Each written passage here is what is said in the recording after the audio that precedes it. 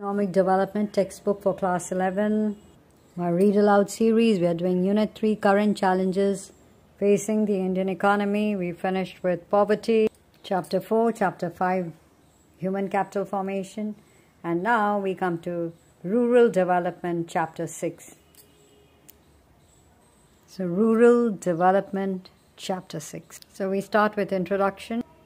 In chapter 4, we studied how poverty was a major challenge facing India.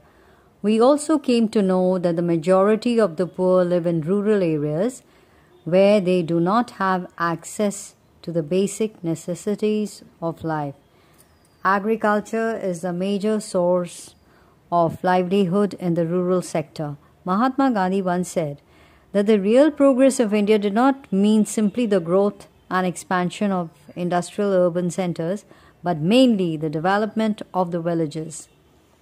This idea of village development being at the center of the overall development of the nation is relevant even today. Why is this so? Why should we attach such significance to rural development when we see around us fast-growing cities with large industries and modern information technology hubs?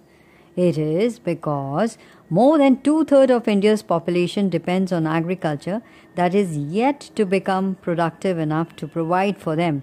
1/3 of rural India still lives in abject poverty. That is the reason why we have to see a developed rural India if our nation has to realize real progress. What then does rural development imply? So we talk about what is rural development. Rural development is a comprehensive term.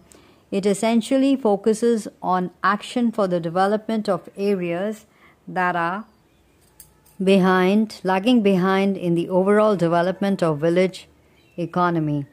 Some of the areas which are challenging and need fresh initiative for development in rural India include 1.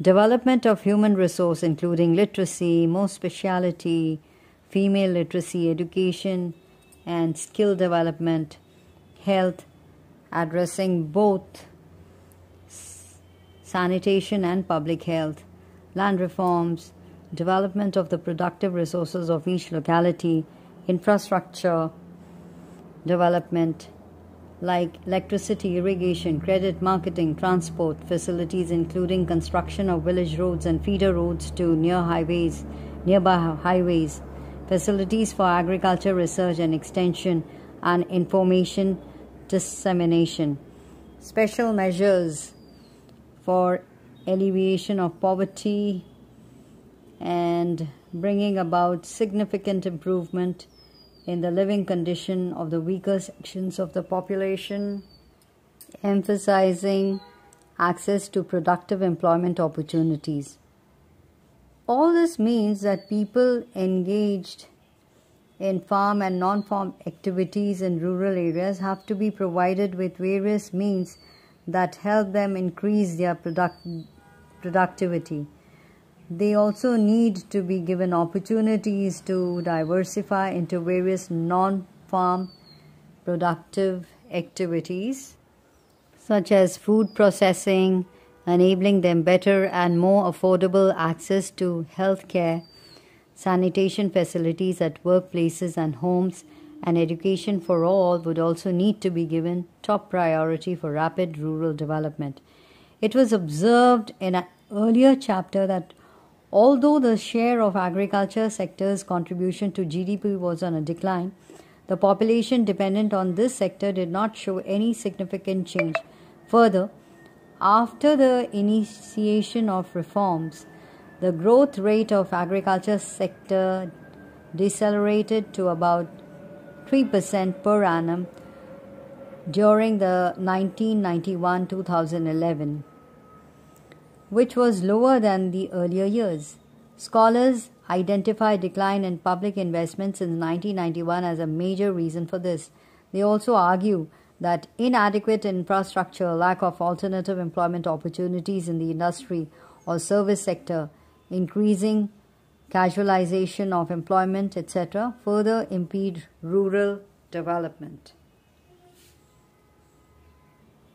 The impact of this phenomenon can be seen from the growing distress witnessed among farmers across different parts of India. During 2007 to 12, agriculture output has grown at 3.2%. Against this background, we will critically look at some of the crucial aspects of rural India like credit and marketing system, agricultural diversification, and the role of organic farming in promoting sustainable development.